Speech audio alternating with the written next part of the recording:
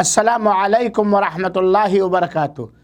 بسم اللہ والحمدللہ والصلاة والسلام علی رسول اللہ۔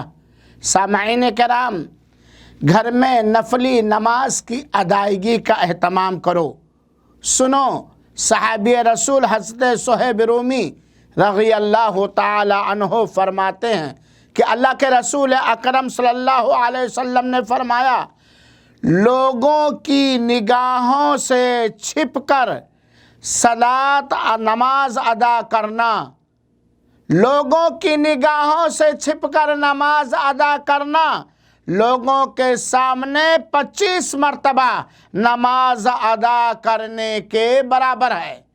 اس حدیث سے بات واضح ہوتی ہے کہ نفلی نمازوں کا گھروں کے اندر اہتمام کرنا یہ سب سے بڑے اجر و ثواب کا باعث ہے۔ اگر کوئی مسجد میں نفلی نماز ادا کر کے نیکیوں کا جو مجموعہ 25 سال میں حاصل کر سکتا ہے، وہ اپنے گھر میں ادا کر کے چند دنوں کے اندر حاصل کر سکتا ہے۔